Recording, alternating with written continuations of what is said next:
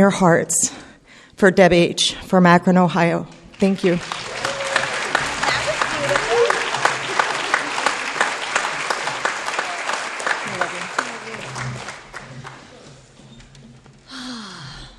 Well, that was beautiful, wasn't it? Good Lord.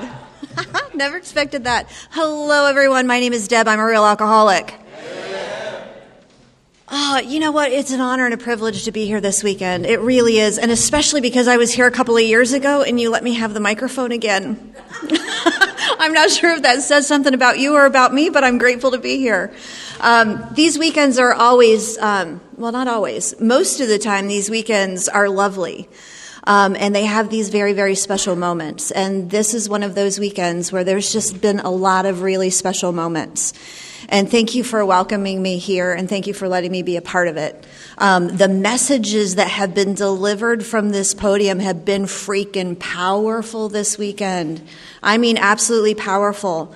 And I'm so grateful that I know the majority of the messengers that God sent to deliver his message. And they're people that have depth and weight.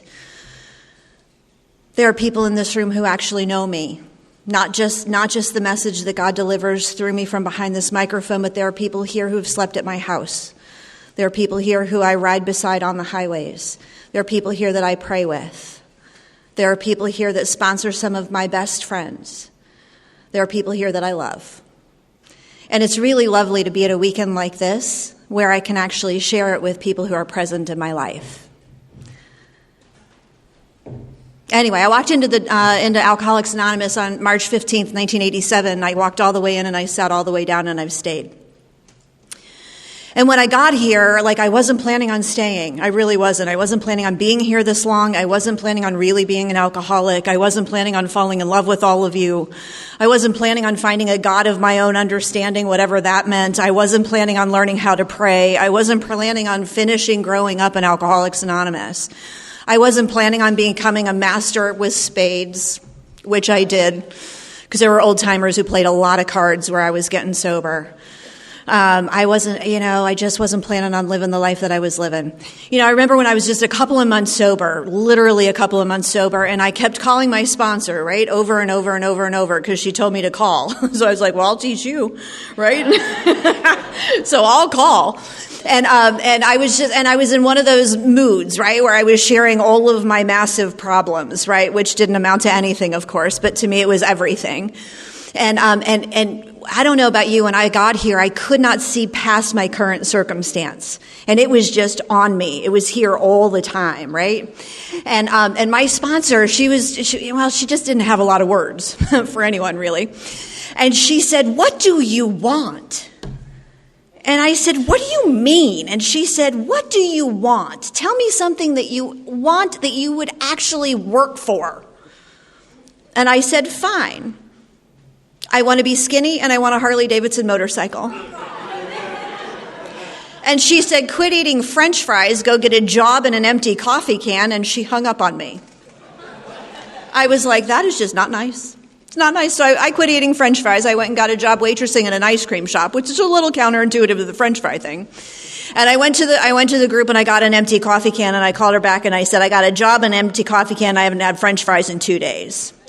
She said, "Fine, work every Tuesday and put Tuesday's tips in the can." I said, "Well, what's that going to do?" And she said, "Well, one day you'll buy a Harley-Davidson motorcycle out of that can." I said, "Those are expensive. Do you know how long that's going to take?" I said, "That'll take forever." And she said, "Well, it will if you never start." And she hung up on me again. I mean, just rude, right? Just absolutely rude. And when I was 20 years old and getting ready to celebrate my 21st birthday, I had 5 years sober in the program of Alcoholics Anonymous. And my buddy Rat, who was a member of my home group, because every home group needs a guy named Rat. My buddy Rat, he called me and he said, "Darling, count your can. I found a little Harley for you." And I counted my can. And I went and I bought my very first Harley-Davidson motorcycle. I know. And see, I was just planning on buying the Harley so I'd look cute. But what has happened is that I fell in love. I fell in love with that motorcycle. I fell in love with the air. I fell in love with the breath that comes when I'm riding my motorcycle. I've ridden in all 50 states, most of the provinces of Canada. I've just put on a lot of miles. And I go to meetings of Alcoholics Anonymous everywhere I go, and I get to meet people like you. And what an incredible gift. You see, at every single step of my life, I try to sell myself short. Over and over and over, I sell myself short. I settle for less. I settle for less than what I really, really should have, because I am a precious child of God. I'm actually one of his favorites. And that will bear itself out through my story. I guarantee it. Oh, I was born and raised in a really small town right outside of Akron, Ohio. Literally, it's like 15 minutes to get to Akron. I didn't know that something big happened in Akron, Ohio all those years ago, nor would I have cared. And anyway, in this little town, we had a population of about 5,000 people. Most of them came out of the hills of West Virginia when the coal mines started closing down. That's where my people came from. My dad was like a third, if he would have stayed there, he would have been a third generation coal miner. My granddad was one of the founders of the Coal Miners Union, and they drank hard, and they were something. My granddad died of cirrhosis of the liver, black lung, and throat cancer. They're not sure which one got him. But that's the way my people, that's the way we do things, right? We are all in. Right? If you're going to do something, you go all in. And that is exactly what happened with my family. Anyway, so they moved out of West Virginia, moved to Ohio because that's where the good factory jobs where you could join a labor union and, work 8 hours a day in a safe environment and maybe make a decent wage, maybe enough to even raise your family without working 2 jobs, those basic things. And that's what they all wanted. But what came out of them, their hills with them, was this massive case of alcoholism. I'm talking like the generational kind of alcoholism, right? Where people are walking around with these wounds and they don't know that they're wounded, so they don't know how to heal them. And the moment that they begin to drink, the disease of alcoholism begins to develop. And that was so with me.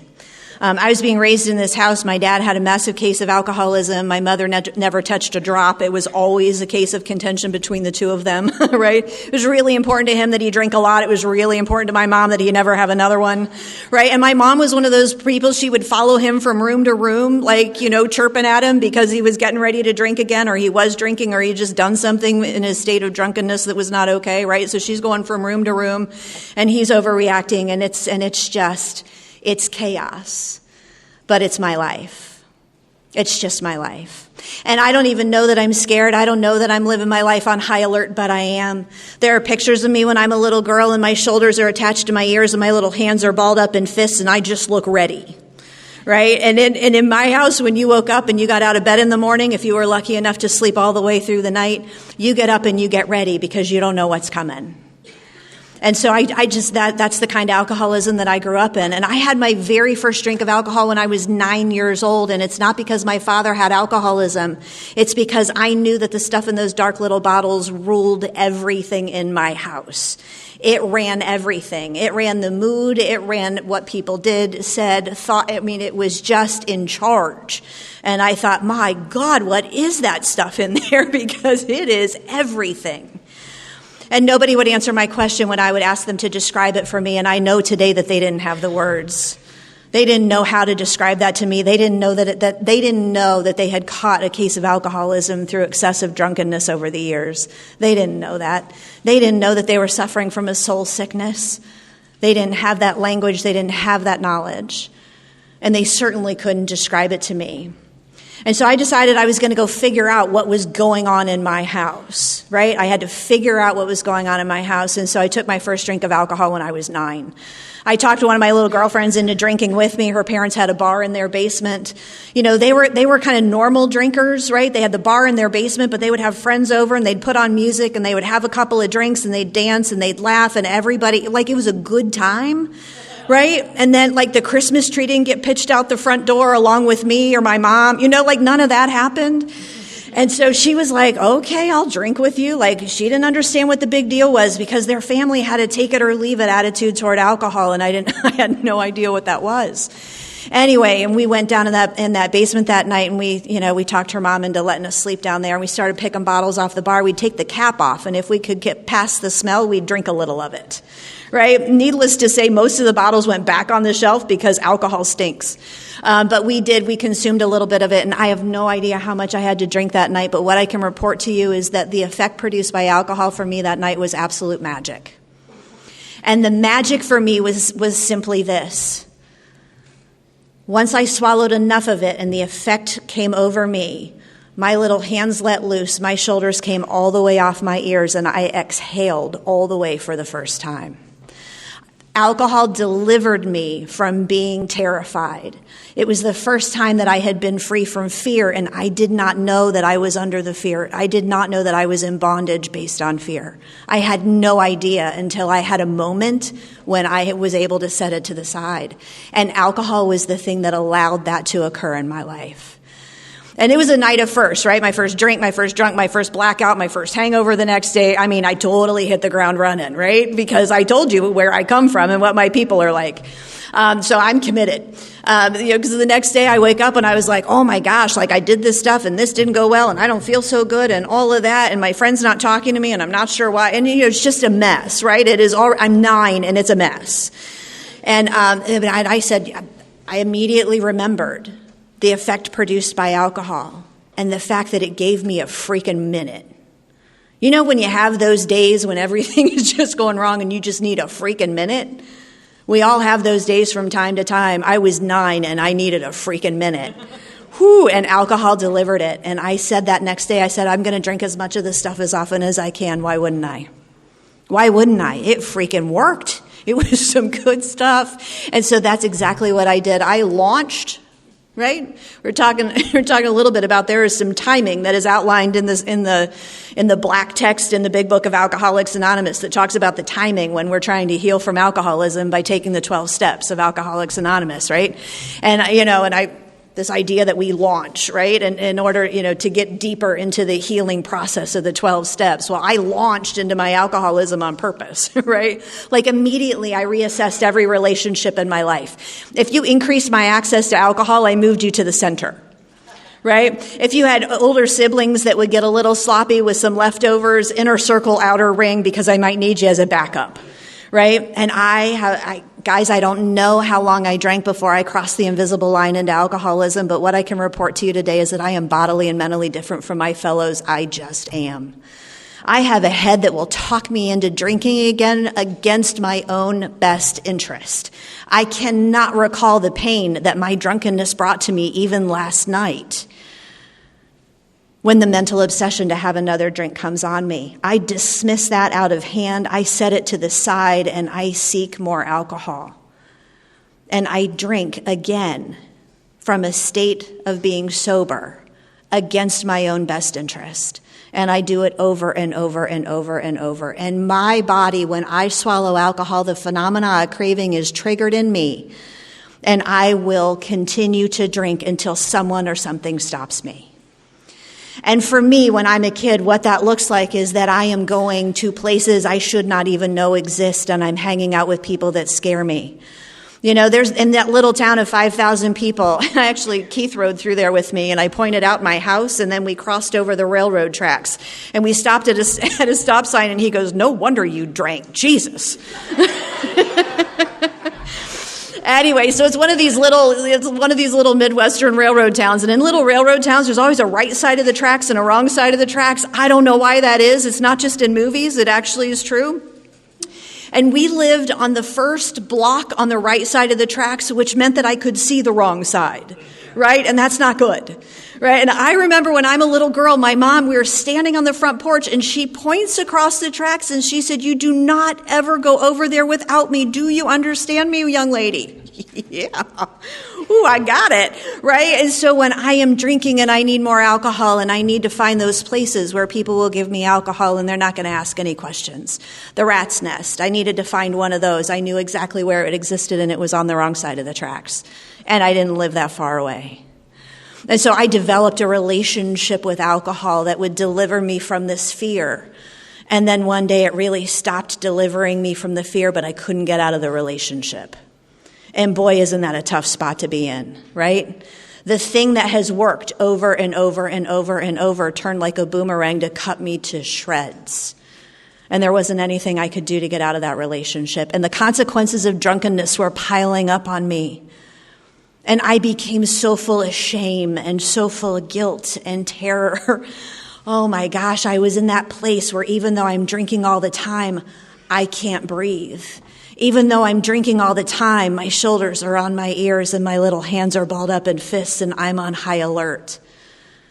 And there is no moment anymore. There's just more and more and more drunkenness. And the consequences of drunkenness are creating a level of desperation in me that was unfamiliar. I have a sister, one sister. She is less than 2 years older than I am. She and I, we look like twins growing up. My mother used to dress us alike. I mean, if you met us today, like if you met my sister today, you'd be like, whoo, you are Deb's sister. We don't look that much alike anymore because age changes things, but it is very clear that we are related. Christina, I think, has seen my sister. It's very clear that we are related.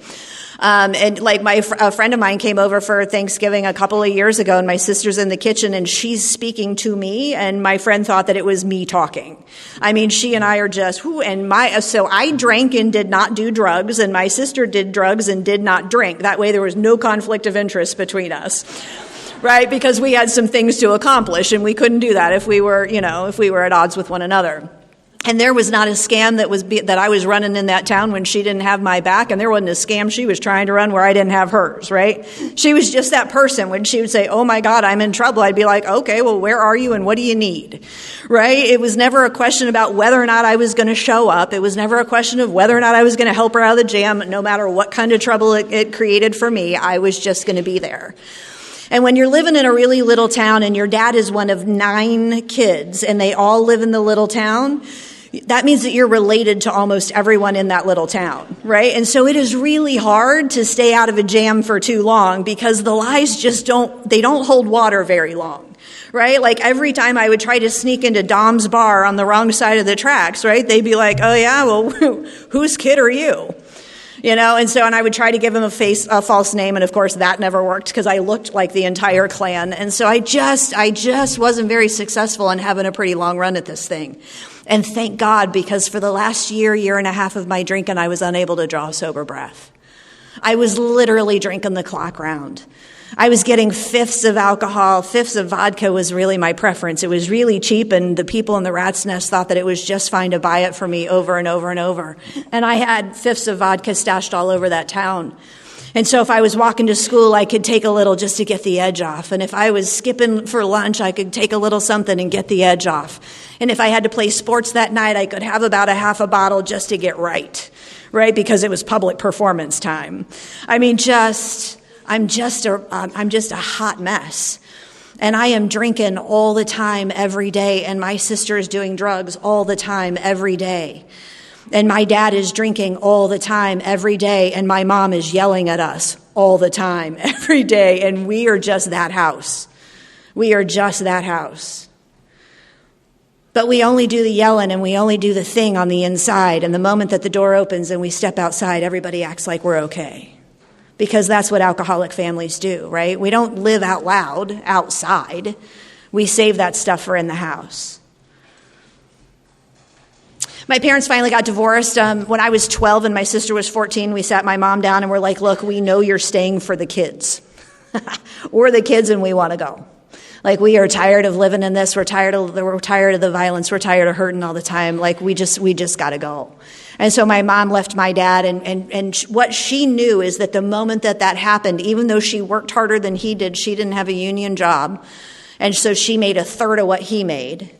And she knew that the moment that the family separated, that we were going to fall into poverty that we weren't ready for. And she was absolutely right. I was sharing a story the other day that I was 12 years old and I walked up the street to this church that was supposed to help people.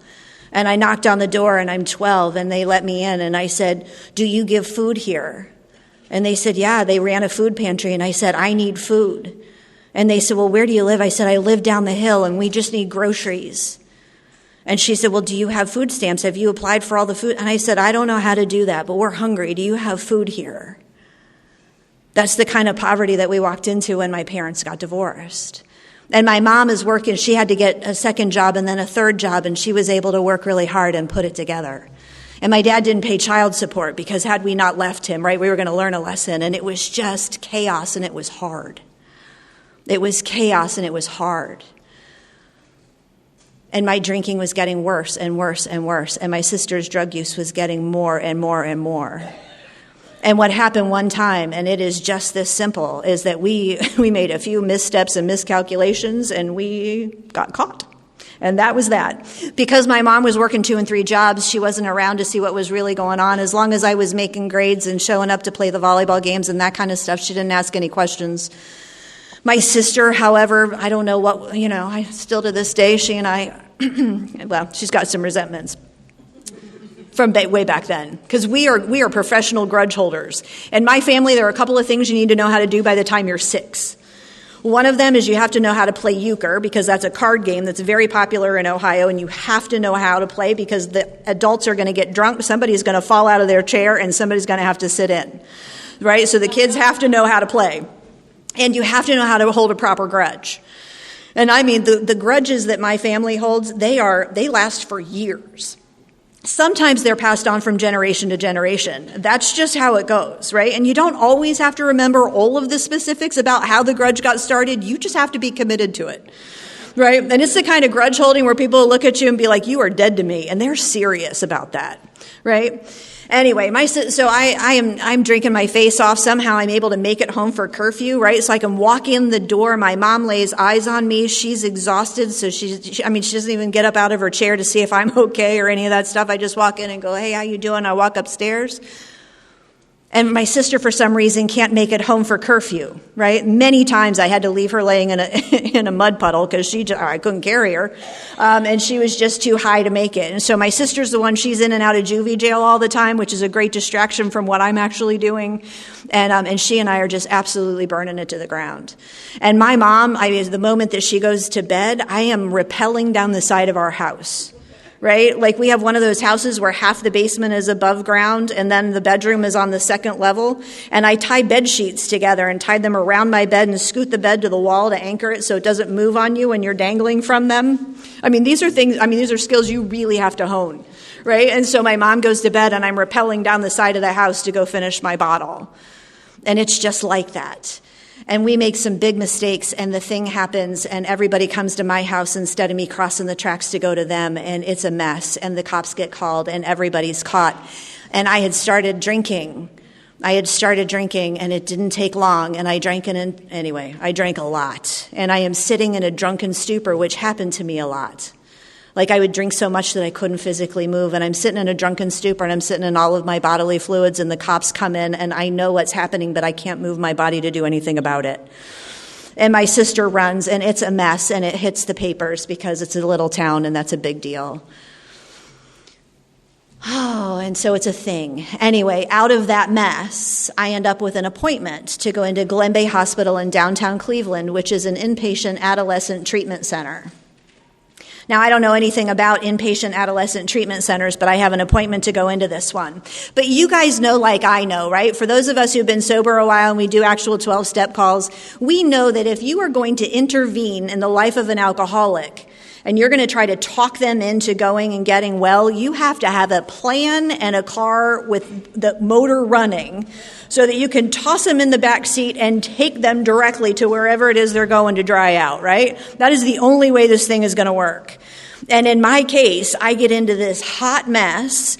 I have an appointment to report to the treatment center in downtown Cleveland in 2 weeks. That was a miscalculation on their part because that gives me 2 weeks to try to figure out a way out of this mess, right? I am going to come up with a better plan. I am just sure of it, right? And for me, the more I drink, the worse my plans get. I don't know about you guys, right? But you can't plan very well when you're drunk all the time. But I am running around town trying to figure out a way out of this jam because in my life, in my estimation, there are adults who are overreacting everywhere. They just are. They are overreacting to my drunkenness. They're overreacting to the things that people are now telling them about what I'd actually been up to. There are just people overreacting everywhere. And I run into one of my neighbors who used to be one of my regular suppliers of a lot of booze. And I was like, hey, do you know anything about this Glen Bay Hospital place? And he said, oh, yeah, I had to do a stint there not long ago. Remember after that DUI? And I was like, well, tell me about it. And he goes, oh, Deb, you can't go there. And I said, well, I'm going there in like 8 days. And he was like, you can't go there. And I said, why not? And he said, you drink a lot.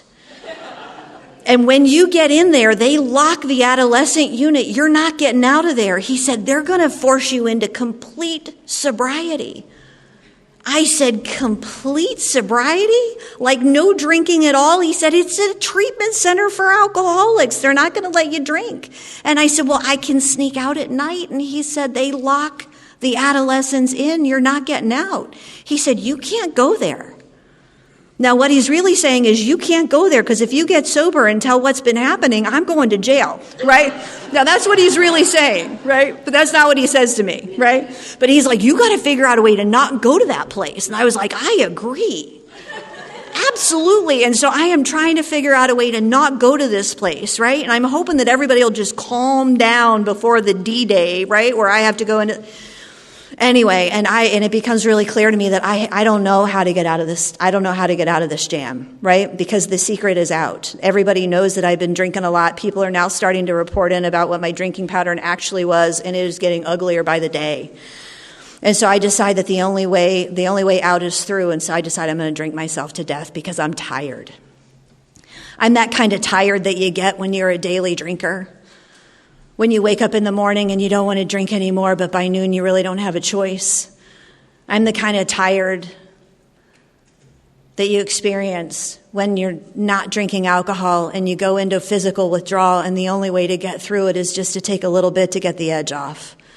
I'm the kind of tired that every morning when I come to, because I'm not waking up anymore, but in the morning when I come to, I am revisiting all of the pain that I have caused and that I have been a part of. And it's like a merry-go-round, and it is just nonstop. And I am exhausted. I'm exhausted. And this idea that they're going to put me in this hospital and that they're going to take away all of my alcohol. And so I'm not going to have the option to try to drink it away. I was like, I don't have it in me. I don't have it in me. And so I did everything I could to drink myself to death. Clearly it didn't work or you'd have another speaker. But I kept coming to and I kept coming to and I kept coming to and I was just getting sicker and sicker and sicker. But I had committed to a path and I was not going to wake up. And I checked into that hospital on the Saturday after Thanksgiving in 1986, which is the date that they were to commit me to this place. I go in there apparently on Saturday morning of 1986, and I come to Monday evening. And I'm in and out of lucidity, and I'm answering questions when I'm able to answer their questions. And instead of telling them that I had a little something to drink a couple of times, which was the story I had concocted, right? Because all I needed to do was just explain away the little bit of trouble that they knew about, right? If I could just explain away the little bit of trouble that I was actually caught for, maybe they would realize that they had made an enormous mistake, right? Because I know that they should know they just have made they're overreacting. And instead of telling them I'd had a little something to drink a couple of times, instead what I told them was that I had been drinking every single day for months. And I'm exhausted. And I told them the truth, the whole truth, and nothing but the truth. So help me God. And I didn't know I had done that. And I came to on Monday night and they had shown me. And my little chart had alcoholic stamped on the front of it. And what that meant for me is that after this 10-day inpatient evaluation thing, they were going to keep me for 30 days of inpatient treatment. 30 more days locked in this place. And they kept the adolescent unit locked even after the evaluation was over. There was no getting out of there. And they had multiple counselors in the overnight keeping watch. It was very unreasonable. It really was. It was very unreasonable. So they forced me into physical sobriety. At day 10, they put you down in the treatment area. They give me my street clothes back. I get down there and they call a code. And the counselors who were down there who had just walked me down from upstairs and given me my clothes back, they're rolling up their sleeves and loosening their ties and they're going back up to the unit I had just come from. And I grabbed one of them and I said, "What's going on?" And he said, "Your sister's here and she's unhappy." And I was like, "What? Why is she here?" And he said, "I don't know." And he went running upstairs to try to help with my sister. And what had happened was my mom... the treatment center called my mom at home and they said, "Yeah, we think you got another one." Because apparently I hadn't just told them what I had been up to, but I shared a little bit of intel about what my sister had been up to as well. So they called my mom and they're like, "Yeah, you got another one. Let us get her out of this assessment part and then you can bring the other one in." And so my ma had said, "Hey, they're going to keep Deb for 30 more days. This is your only chance to go visit her. Do you want to see her in the hospital?" And they bring my sister to the hospital. They get her upstairs into the little assessment area. The door closes and locks behind her. They toss her her own set of hospital pajamas. She puts two and two together and she tears the place apart. She is not happy. Not happy. And every now and then over that next 10 days, there were random codes because we choose a path and we commit. Right? And she is going to fight her way out of this. I mean, it's just absolutely not going to matter. And after 10 days, here comes my sister down to start her 30 days of inpatient treatment because apparently her little chart had drug addict stamped on the front of it. Oh my God, I went running up to her because here's the thing. Like, I don't know. I don't want to be sober, right? I am now sober for like 20 days against my will. 20 days. And it is so hard to be new. Right? Because when I'm new and when I'm completely physically sober, I can't be sober and okay at the same time. Those two things, it's just not possible. And I don't want to be sober, right? And I would tell them almost on a daily basis, I'm like, I get it. I was drinking too much. I have learned my lesson. If you let me out of here, I'm not going to drink like that anymore. I'm not. You have to believe me. I have learned my lesson. This is my first offense. I don't know why you're taking this so seriously, but you have to let me out of here. And that will get you extra days in treatment when you have outbursts like that, right? They thought that I was a high risk for relapse. I don't know why they thought that, but they were convinced, right? Oh my God, so I'm in this treatment center and all they did in treatment was talk. I was like, would you people just shut up? I mean, for the love of God, it's lectures and individuals and groups and it's just talk. And I'm like, just stop talking. It's not helping. It's not helping. I just need to get out of here. I just need to have one drink. Just one drink. I just need to take the edge off. They just didn't understand. And here comes my sister, and I'm like, because she and I, we solve problems together. And I knew the moment that she got down there that she and I'd figure out a way out of this place. And I went up and I grabbed her and I was like, thank God you're here. This door is locked too. We've got to figure this out. And she looked at me and she said, don't go to sleep. Oh, she was so mad. Oh, she was so mad. Apparently they knew things they shouldn't have known. I know. Oh my God. So I spent the last 20 days in that treatment center trying to figure out a way to make my sister forgive me because once the grudge sets in, I am dead to her and I can't do that because she's my person. She's the person I'm surviving alcoholism with. She's my dad's alcoholism, my alcoholism, her whatever it is. She's my person. And I can't be dead to her because she's all I got. Right? And so I'm trying to make her forgive me and it's not working. And it's finally, I have to get out of the treatment center because they're done with me, right? Not because they thought I was a good risk, but because literally there was no money to keep me. And so I'm getting on the elevator to leave and my sister grabs me as I'm getting on the elevator and she said, you do not relapse while I'm in here. If you go out there and you drink while I'm in this place, she said, I will never forgive you. Do you understand? And I said, yes. And she said, you go get your bottles and you go get me my stuff and you wait. And I said, fine. And all I want to do is have a drink, man, because these shoulders have been pinned to these ears for a long time. And the fear and the terror and the merry-go-round is just nonstop and I can't sleep because you know how it is when you have had no relief and you close your eyes and it's just constant. So I get out of that treatment center, I go home and I get my bottles and I get her some random baggies of stuff and I put it in our stash spot under the floorboard upstairs. And I wait for 10 more days for my sister to get home. And I'm talking about that white knuckle sobriety. And she comes in, the car pulls in the driveway and I go drag her out of the car and rush upstairs and lift the floorboard. And I'm like, oh, thank God you're home tonight. It is on, right? Tonight we're relapsing. And she said, well, the counselors called it a spiritual experience. And I said, what? And she said, I had a thing happen the last couple of days in the treatment center. The counselor said I had a spiritual experience and we're going to stay sober. And I said, no, we're not. And she said, we are. She said, I had a thing and we're going to stay sober. And I said, no, I'm drinking tonight. And she said, no, you're going to go to Alcoholics Anonymous with me. I said, Alcoholics Anonymous? You don't even drink. She said, I know, but they said NA sucks, so we have to go to AA. And I said, I'm pretty sure that's not how this works. And she said, well, we're going to Alcoholics Anonymous. And I said, I'm not going to AA. I am drinking tonight. And she said, if you drink, I'll tell. And I was like, what is happening to my life right now? Right? Like the sure things are gone. And off we go to a meeting of Alcoholics Anonymous. And I'm unhappy. My mom she takes us to the meeting. She drops us off 15 minutes before the meeting starts. We stand outside long enough to be late. It's important to be late, right? All of the meetings around Northeast Ohio, back in 1987, they were all in church basements. Most of them had concrete floors and metal folding chairs. And when you drag a metal folding chair across a concrete floor, it makes a lot of noise, and it brought me joy. It did. It just brought me a lot of joy. So I'm there early, but I'm outside, right, waiting, because you guys pray a lot. You pray a lot. And I don't have any relationship with God. I have no idea how to pray. And you say these prayers where you all say them together. It's like I was out sick in second grade when you learned all that stuff, right?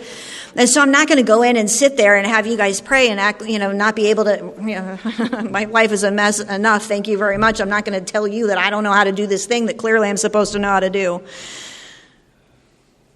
So I'm going in late and I'm dragging my chair. And I don't even like coffee, but I have 3 cups at every meeting. So I'm up, down, up, down, up. I'm busy. I am busy. And we're still smoking in meetings of Alcoholics Anonymous back then. And I didn't even smoke when I got to AA, so I had to learn. And I did. I can commit.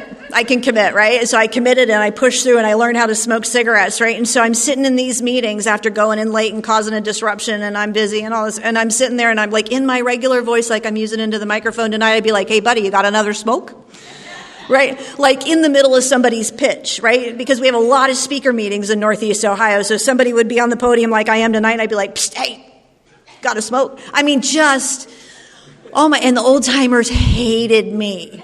They hated me. The president of Alcoholics Anonymous at the time, his name was Mac Shadburn. Mac Shadburn was super old, and he'd been sober since Christ was a child. Right?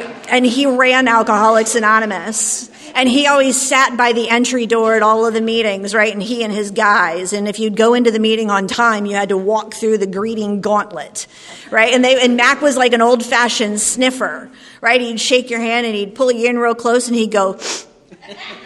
And if you smelled like booze, you disappeared into a side room, right? I don't know what happened in the side room, but there you'd go, right? And Mac was always there, and he hated me, and I was okay with that.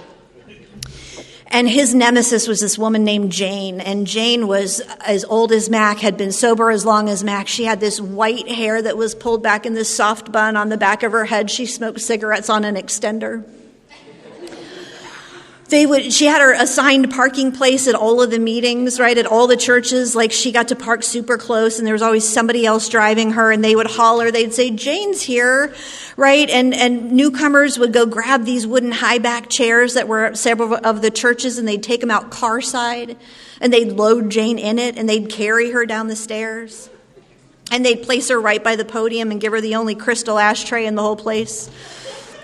The rest of us are using those metal ones where after you put out cigarettes in them for so long, the bottoms get wobbly, and it's a great job for newcomers because you can wash those things for like 6 weeks and they never came clean, right? And some of you who weren't around, you just got to trust me on this. And Jane would sit there and people would line up to talk to her because she was that old timer who had that amazing, amazing capability of having a genuine interest in the lives of others.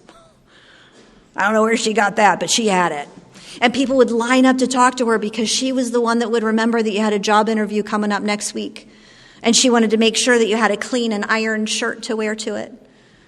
And she would be the one that you had told that your daughter had invited you over for Sunday dinner for the first time in 16 years. And she would cook you a side dish so that you didn't show up empty-handed. And then she couldn't wait to get to the meeting so that you would come and sit next to her and tell her all about it. And she was that old-timer. And she and Mac would argue about things in the middle of a meeting of Alcoholics Anonymous, right? Like, heaven help you if you stood on the podium like Marty did this morning. And if you misquoted the big book or got the page number wrong, whoo, buddy, right? Mac would pop up in the back and he'd be like, well, if you're going to quote it, you should probably get it right. out loud in the middle of the pitch, right? And Jane would be like, old man, sit down back there. And he would be like, that's just pure ego up there on that microphone, don't you think? I mean, and they would argue about the out loud in the middle of a meeting of Alcoholics Anonymous. And I just loved it. I mean, it was very entertaining. It really was very entertaining. Anyway, and I slipped out of every single meeting early because I don't know the words to the Lord's Prayer. There's a lot of words in the Lord's Prayer. All right, I don't know. I mean, if I don't know the Serenity Prayer at the beginning, I certainly don't know the words of the Lord's Prayer. And I'm not staying anyway, right? I'm just here long enough to where people will quit overreacting and my sister gets over this spiritual experience, right? And so anyway. Oh my God. And so I'm slipping out of every meeting early, and we go to meetings of Alcoholics Anonymous like this for months. And one night I'm slipping out of a meeting, and I'm literally sliding down the back wall this way, looking this way, trying to find my sister to be like, hey, it's time for us to go. And I bumped into something. I turned to see what I'd bumped into, and Mac had gotten up out of his chair, and he's standing in the exit like this. And he looked at me over top of his little reading glasses on the end of his nose, and he said, get in the circle. And I just looked at him and I went, and I got in the circle. And as soon as that prayer was over, I went to leave and Mac was still standing there, like taking up the whole doorway. And he looked back down at me and he said, are you alcoholic? And I gave him the only answer that I had. And he said, can you control your drinking? And I was like, what am I supposed to do? Like go pour 3 fingers of something in a glass with an ice cube in it, right? Like after school watching Scooby-Doo? I mean, come on. Like who controls their drinking? That's ridiculous. Like I'm hurting, man. I'm going for oblivion every single freaking time, right? I'm going to have a couple of drinks and stop. Whatever. You people are obsessed with this controlled drinking thing, right? So he's like, can you control your drinking? And I'm like, how should I know, right? And so I just shrugged my shoulders again, and he took $5 out of his back pocket, and he said, here's $5. Go find out. We're tired of you treating Alcoholics Anonymous like a joke. He said, go out and try to control your drinking, and if it doesn't work, you get back here. But if it does work, I never want to see you again.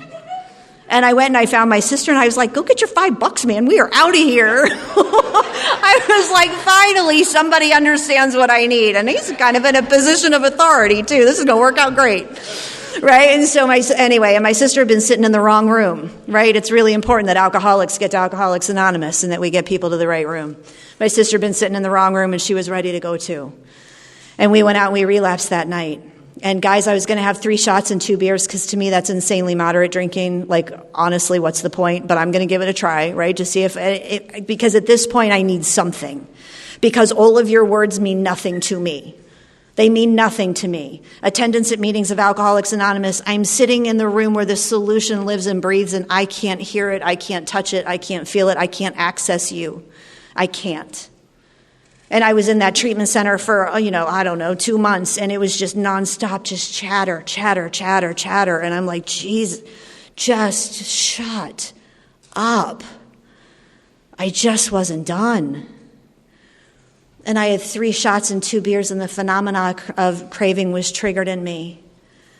Right? And I have a plan. I'm not going to cross the tracks. I'm not going to go there. I'm not going to drink to oblivion. That's not going to happen again. I just need to get these shoulders off these ears, man. Just a little bit. I just need to exhale just a smidge, right? Just a little bit. I just need a freaking minute.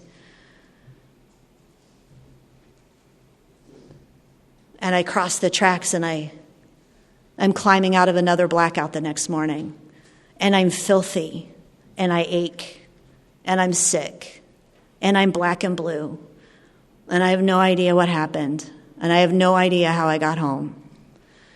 And I crawl into the bathroom, and for some reason I look at myself square in the mirror for the first time in a couple of years. And I hear 2 things. One was Max Shadburn's voice. If it doesn't work, you get back here. And then I heard another voice that I didn't recognize, and it was the truth slipping in. And what that voice said was, you will always drink just like this. And I walked into a meeting of Alcoholics Anonymous that day. That was March 15th, 1987. I got there on time. I had 1 cup of coffee. I bummed all of my cigarettes before the pitch started. I sat in the middle. I kept my seat, and I got in your stupid circle. And when the prayer was over that night, Mac was standing back in the exit door again, and I went to leave, and he wouldn't let me. And I just looked at him and he said, "Did you get a sponsor?" And I looked at him and I went, and he went like this. And back into that room I went, and I walked up to every woman who was left in that room, and I said, "Will you sponsor me?" And they all went, "Oh, no." Oh, honey, And so I went to leave again, and Mac's still standing in the doorway, and he said, "Well, did you get a sponsor?" And I said, "No one in here will sponsor me." He said, "That's a lie." I said, "I'm not asking her." You know who he was sending me to, don't you? Uh-huh. And he just went like this. And so I had to walk up to the front of the room where the queen was still sitting. And I had to wait on a line to talk to her, which I'm not a big fan of the line, right? I'm far too self-centered to wait on a line for anything, right? But I got to wait on a line. And it's finally my turn to talk to her, right? And so I get up to her and I just look down at her, and she, you know how when you're doing the first thing in Alcoholics Anonymous that you really don't want to do, everything kind of happens in slow motion, right? So she takes this drag off this cigarette extender, and it takes her like 2 minutes. Right? And then she exhales, and that's another 2. And I'm just fidgety, right? And I can't stand, and oh my God. And I look down at her, and I look at her and I go, "Will you sponsor me?" And she continues to exhale. And then she says, "Oh, honey, why should I?" Now, I can guarantee you the only thing I brought with me was where to shove that cigarette extender, right? Because I'm quick, right? I got a few things for her. And instead what comes out of my mouth was, "Because I need to be sober and I don't know how." Right? And I'm like, oh my God, who said that? Right? Holy shit, what have I just signed up for? Oh my God. And so she explains to me what my life is now going to look like now that I've turned my will and my life over to the care of 70-year-olds, right? I'm like, oh, this is terrible.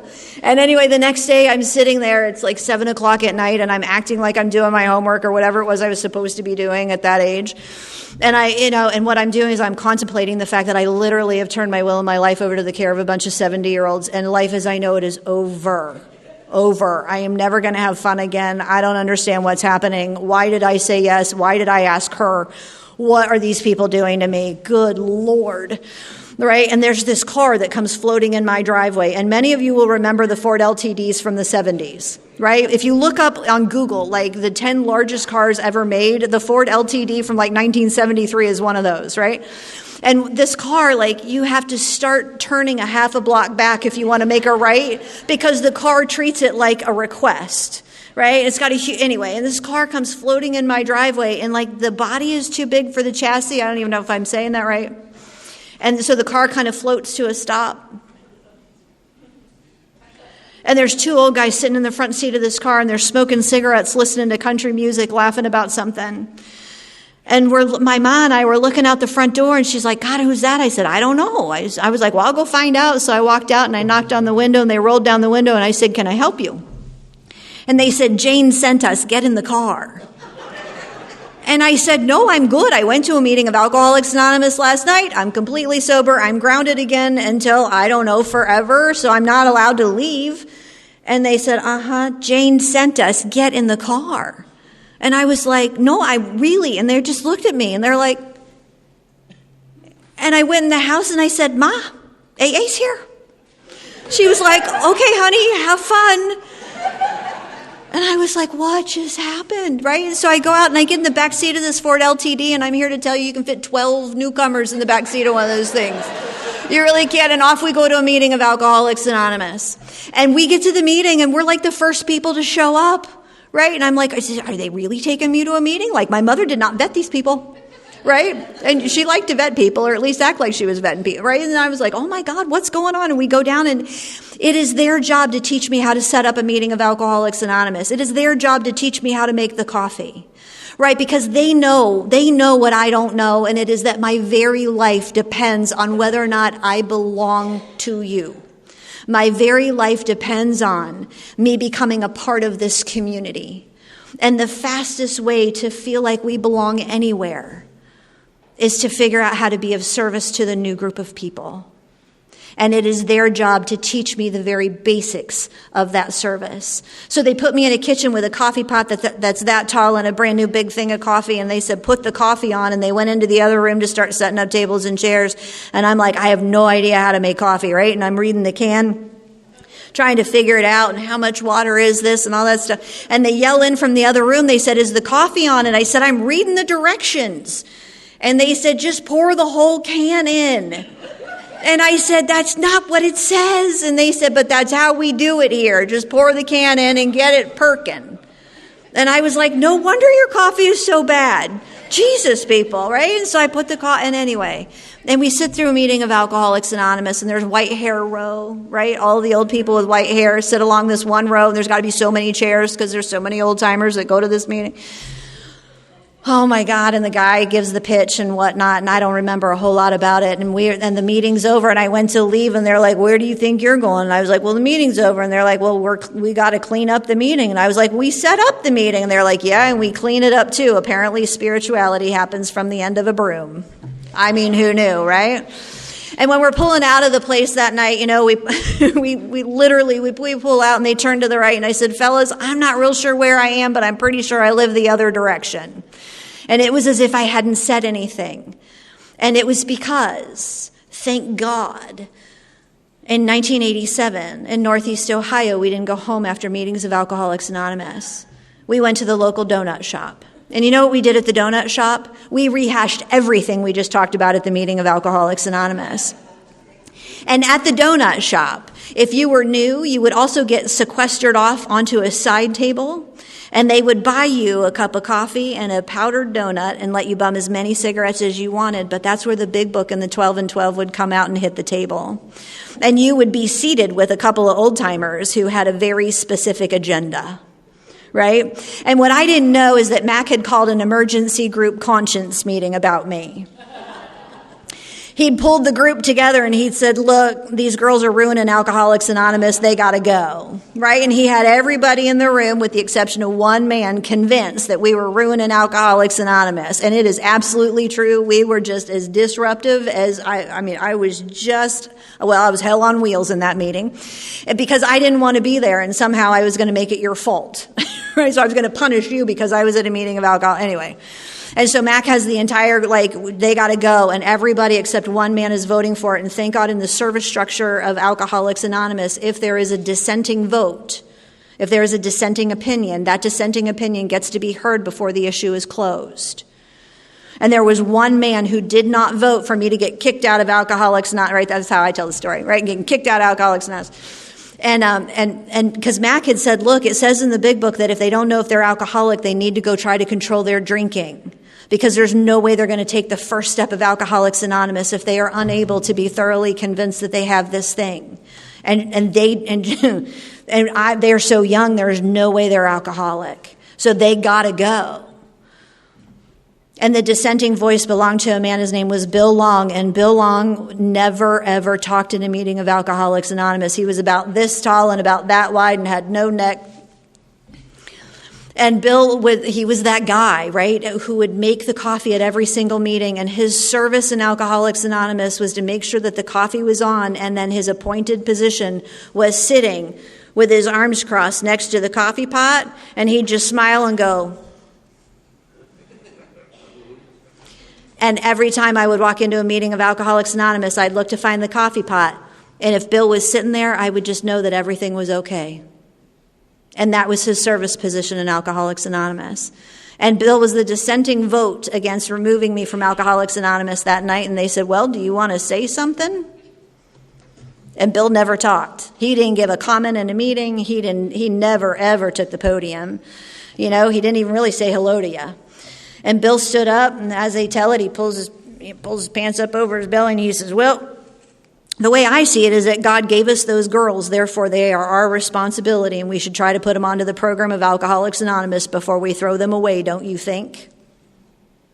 And he turned the room on a dime. And Mac said, yes, but if they don't know if they're alcoholic. And they said, that's fine, Mac. You can encourage them to go try to control their drinking. And then somebody said, but what are we going to do with them if they try and come back? Somebody's going to have to sponsor them. And there was a man from that little town where I grew up, and he said, I know where these girls come from. And the only people that are going to have a shot at them are us really old folks with white hair, because everyone else in their lives has been horrible to them.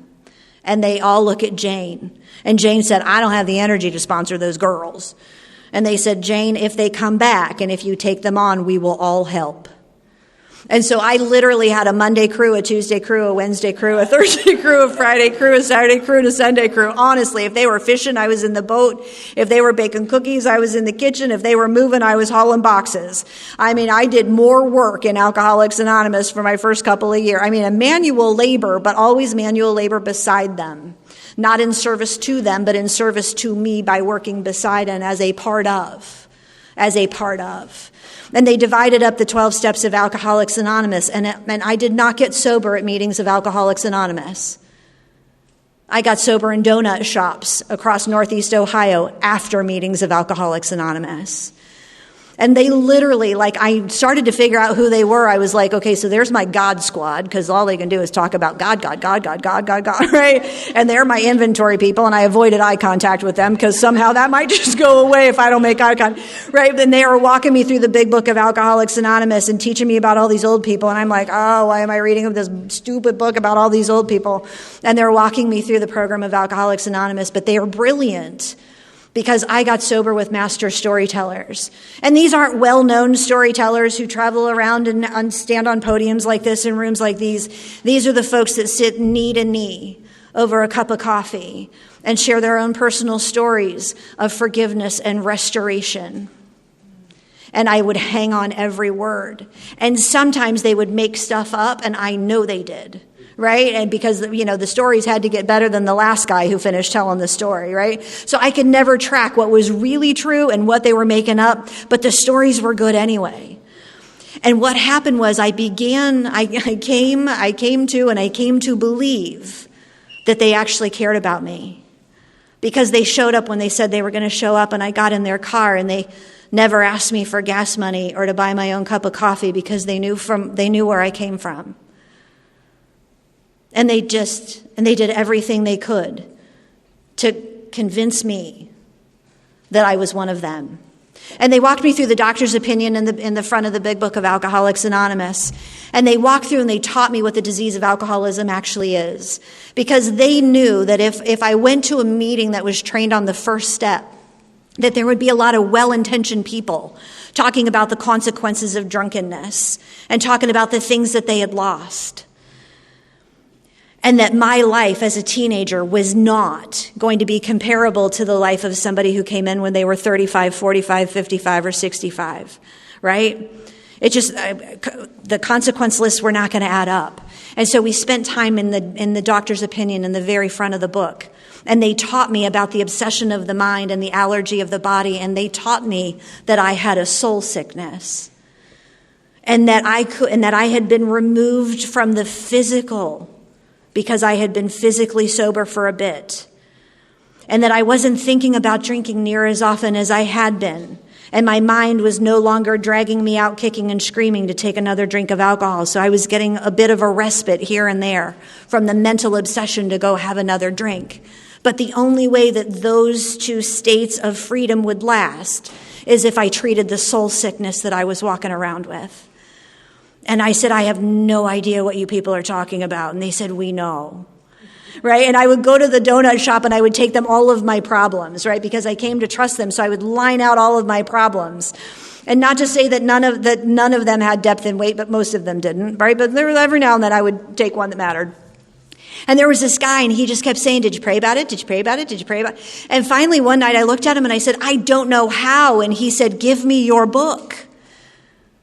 And somebody had bought me a big book of Alcoholics Anonymous, and I slid my book across the table, and he opened it, and he underlined and highlighted every tiny little prayer that's between pages 60 and 90 in the big book. He closed it, he slid it back across the table, and he said, pick one and try it for the love of God. And one of the other guys in the donut shop said, on your knees, little one. And one of the early miracles of Alcoholics Anonymous is when an alcoholic says that they'll do something and then they actually follow through and do it. Right? Because I was like, fine, I'll try your stupid prayer thing. Right? And I went home and I got down on my knees and I opened that book and found one of those little underlined and highlighted prayers. And I prayed with one eye closed so that I could read it because I didn't know that there wasn't a wrong way to pray. And I didn't want to get the words wrong because I had no relationship with God. I wasn't raised in church. I had no religious education, no spiritual education. The only higher power that had ever been active in my life was my father and his alcoholism. I didn't have a problem believing that there was a higher power. I had a huge problem trusting that there was a higher power who actually had my best interest in mind. But I believed that you believed, and I believed your stories. And so I believe that maybe just possibly there was a God who might somewhat be interested and maybe be active in my life, right? And so they literally delivered me into the arms of God by teaching me how to use those tiny little prayers in the text of the big book of Alcoholics Anonymous. And every single time, and they taught me, they said, pray in the morning, pray at night, and pray in the middle of the day when something really big happens. Just take a minute, breathe, and pray. And I was like, I don't know what that's going to do. Like when you got to hit somebody, you just got to hit somebody, right? Some people just, the guy will be hit. And they said, no, just take a minute. Take a minute and let God stand between you and the next action and see what happens. And my life started to unfold in a different way. And I started to come to believe that maybe just possibly there is this God. Maybe he does care about me. Maybe he is getting involved in my life. Maybe what happened to you is happening to me. And I started little by slow to build faith in you, to become a part of your community, to start to dip my toe in the water of this spiritual thing. And I began to build a relationship with a God that I could not conceive of. And so they sent me, and I walked around and I talked to all of the old timers who would speak to me. Not all of them would, because I'd acted badly for a long time. But I walked around and I talked to all the old timers, and I was like, would you please tell me about your God? And some of them couldn't. They didn't have words. And many of them sat down and they would fumble through and they would explain to me what their concept of God was. And I would take little bits and pieces, and I would take what I wanted and leave the rest. And that's a great way to piece together a very first initial concept of God. And so I pieced this thing together, and it was enough for me to take a third step. And at the end of the third step, they said, it's time to write an inventory. And I said, I'm not writing all that stuff down. And they said, yes, you are. And I said, no, I'm not. Right? Because I was pretty sure. I didn't have much of a frame of reference for life, but I knew I hadn't been acting well at all. And I didn't know how in the world I was ever going to get through it. And one of the old timers said, well, let me get you started. He said, I'm going to tell you a couple of the really bad things I did. And I was like, really? And he said, yep. He said, lean in here, because I'm not going to say it loud. And I leaned in, and we were at the donut shop, and he told me some of the stuff he had pulled. And I was like, oof, that's worse than anything I got to write down. And he goes, now go write that inventory.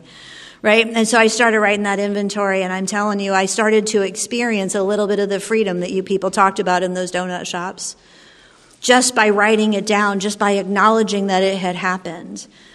And you people walked me through the inventory process, and you handed me a list of character defects, and you quantified my fears, and you had me take those to God. And before they let me start working my steps, they made me go figure out what the 4 absolutes were, right? Like I went to Jane one night, and I was like, look, I have to get started on the 12 steps of Alcoholics Anonymous. If I don't, I'm going to die.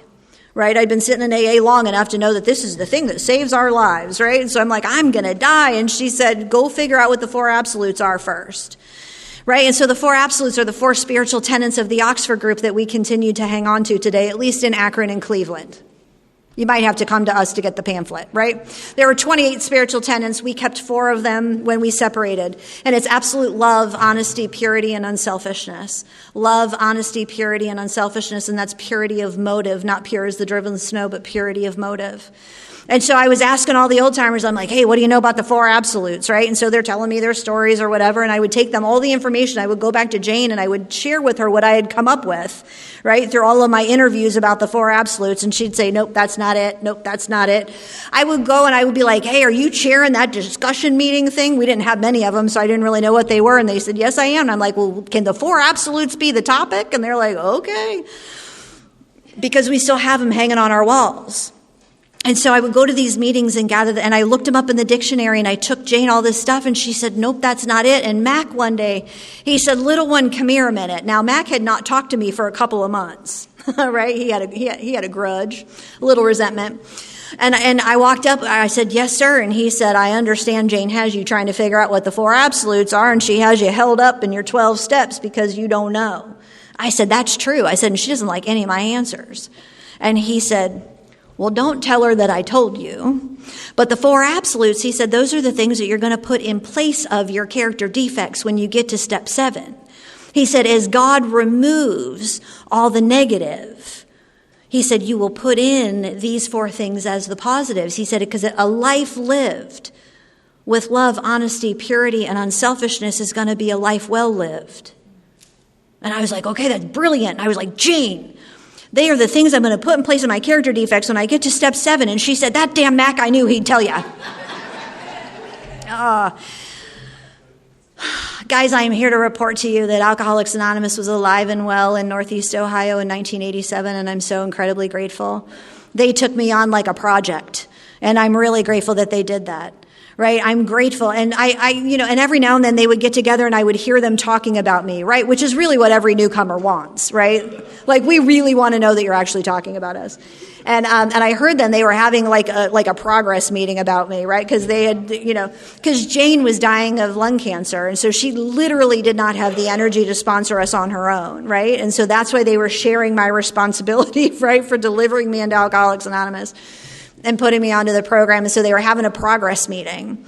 And in this progress meeting, they were like, look, we have to sponsor her out of the literature. She has to get sponsored out of the book. And there were some guys in there, they're like, well, that's not how we got sober. And he said, I know, but she's young and she's going to go live a big life and she's going to leave us. And when she leaves us, she has to have a program that is portable. And the only way her program is going to be portable is if she can carry it with her. It has to be done out of the literature of Alcoholics Anonymous. And I was like, I don't know what they're talking about, but they're talking about me, so it's got to be good. Right? But they did. They sponsored me out of the big book and out of the 12 and 12. And I got sober a couple of years anyway, Jane died when I had about a year and a half sober, right? And I'm at my home group and I'm pacing and I just can't. And I'm like, oh my, I got to go do something, right? You remember being a year and a half sober and you just had to go do something. And they said, well, go, Mac had died first. And so I was asking Jane, what can I do? And she said, go to Mac's house and talk to his widow and do something helpful for her. And I was like, okay. And halfway over there, I'm like, oh my God, I don't know her name because he would just call her Mother Superior. Right? So I get over there and I knock on the door and she answers the door and I was like, are you Mrs. Shabburn? And she said, I am. And I was like, do not call her Mother Superior. Do not call. And I said, my name is Deb. I'm a sober member of Alcoholics Anonymous. I'm so sorry that Mac is dead. I miss him very much. And I need to come in and be helpful to you. And she said, well, okay, honey, but what can you do? And I was like, I'm showing up, but I don't know how to show up, right? And I looked at her and I said, well, I can make coffee. And she said, okay, honey. She said, people will be coming. Come on in and keep that coffee pot fresh. And I said, yes, ma'am. And I posted up in her kitchen for a couple of days in a row and I kept the coffee fresh and I kept the dishes done and I just tended until I was okay and I could calm down a little bit. And I stayed sober in that group for a couple of years, and it was time for me to do something. And they were like, what are you going to do with your life? I was like, I'm going to get a job at the factory here. I'm getting pretty good at spades, right? So I'm going to graduate high school. I'm going to stay right here, and I'm going to hang out with you guys. And they're like, no, you're not. You are leaving here. You're too smart. You're going to go to college. And I was like, no, I'm good. Like, nobody in my family had ever gone to college. Like, I don't know how to do all that. I don't have any money. And they're like, no, you're going to take that test and go to college. And I was like, no, I'm going to get a job at the factory and I'm going to stay here with you. You just don't want to get upside down with me in spades. I know your deal. And they were like, get us the forms. And I was like, no, I'm not going to college. And they said, just take the test. Get us the forms. So I went to the guidance counselor and I got a package of forms and I took them to the donut shop and I refused to fill them out. And one of the old guys said, fine, I'll do it. And he took my forms and a pen and he was like, what's your last name? Right? So he starts filling out my forms to go sit to take the test to get into college. right? And then it was time, and so they pick me up and take me to the test, and I don't study, I don't do anything to get ready for the test, and I sit and I take this test and I score really well. So they're like, go get us the forms for colleges, and I'm like, no, I'm not leaving, right? I'm not leaving because I loved the Fellowship of Alcoholics Anonymous that I had been a part of. I love the old timers who had gotten me sober, and I don't want to go anywhere. Right? I know where I belong. I know what I'm supposed to do. I know who I'm supposed to be of service to. My life is getting pretty darn good, and I am happy, and I'm not leaving. And they said, bring us the forms for the schools. And I take them the forms, and they're filling out the forms again, and I was like, fine. And so anyway, I get into this school, and it's a couple of hours away. And when I'm packing up and I'm getting ready to leave, one of the old guys, he was like, little one, come here a minute. And I walked over, and he said, I want you to make me a promise. And I said, yes, anything. And he said, look, he said, I've never really left here. He said, I'm just a retired steelworker. I want you to go out there, and I want you to live a really big life. Every time somebody gives you an opportunity, if it's not going to get you drunk, pregnant, or thrown in jail, I want you to say yes. Doesn't that sound like an AA promise? Right? If it's not going to get you drunk, pregnant, or thrown in jail, I want you to figure out a way to say yes. He said, can you go do that for me? And I said, yes, I can do that for you. And he said, I'm serious. He said, you're going to be scared. He said, and some of them, he said, you're probably going to have to pack and move again. He said, but I want you to figure out a way to say yes. And I said, yes, sir, I'll do that. And I launched from there. And I went to school, and I didn't know how to go to school, and it was clunky, and it was expensive, and I didn't know what I was doing, but somehow I made it through, and I got a 4-year degree. Then I started moving around, and every time I would finish a project, people would be like, man, you did that pretty well. Why don't you come over here and do it for us? Man, you got pretty good outcomes there. Why don't you come over here and do it for us? And guys, I have relocated 13 times in my adult life because every time I finish a project, they're 2 or 3 years apiece. Every time I finish a project, it's time to move on to the next project. And the beautiful thing is that I know how to relocate in Alcoholics Anonymous. I'm not running from, I'm running to. And Alcoholics Anonymous is everywhere that I go. And I'm here to tell you that there are some places where they don't do it right. Right? I tell them when I get there, I'm like, yeah, I was raised in Akron, Ohio. Headquarters sent me out to see how it's going out here. That won't get you invited back. Anyway, I've moved around this country, and I've had just an incredible time. I've literally lived in every region, north to south, east to west. When people talk about the flyover states, I know those. When they talk about this coast or that coast, I know those. Because I've lived there, I've been a part of those communities. And luckily, through the 12 steps of Alcoholics Anonymous, I have cleaned up not only my behavior, but my motives so well that I am able to join in and become a part of any group. I am able to come in and to come all the way in and sit all the way down in the middle of your home group. And I become a valued part of that group. Because I have a working knowledge of the 12 steps of Alcoholics Anonymous. I know where things are located in the book. I have had an experience with the 12 steps and with the kind of release and restoration that the old timers used to tell me about at the donut shops. And I have had an experience of continual surrender, because I'm here to tell you, in my experience, surrender is a process, not an event. And it says in our book that we know only a little and more will be revealed. And every single time more is revealed, it means that there is more for me to surrender. And I continue to show up, and I continue to surrender and surrender and surrender. And every time I do, I get a little bit more free. Every time I do, I grow in my relationship with God. Every time I do, I clip another coupon for another really good day as a sober member of Alcoholics Anonymous. And I have had intense joys and intense sorrows as a member of Alcoholics Anonymous, because sometimes being human is hard. But not only did you deliver me into the arms of God, but as I have moved around this country, you have pushed me to continue to seek a deeper and more meaningful relationship with God as I've gone.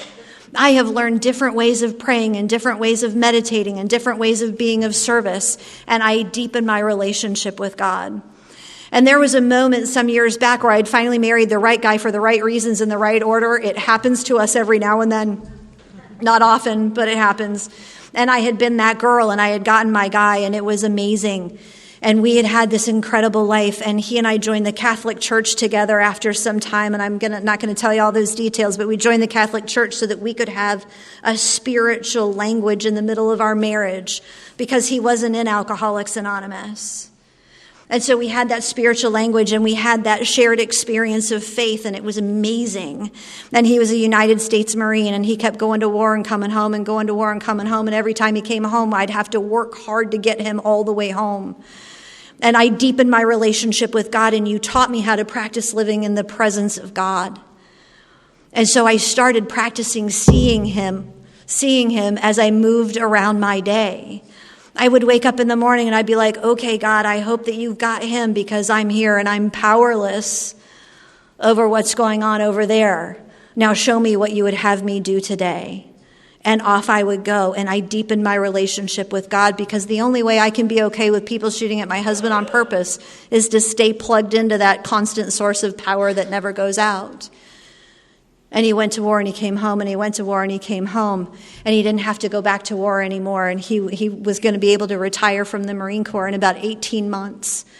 And he was killed on his way home from base one night. And I'm standing in the kitchen, and I startle awake, and it's 9:30, and I know that something's not right. And I can see emergency lights from my kitchen. And because I had taken and deepened my experience with the 12 steps and my experience with God, when I took my last third step, I said, okay, God, because the deal in the third step is I'm going to go all in with you, and you are going to care for me, which means that there are things I'm going to need, and God is going to deliver them to me without me asking for them. And I'm standing in my kitchen, and I learned that my husband has just been killed, and he indeed is not coming home. And a prayer begins in me.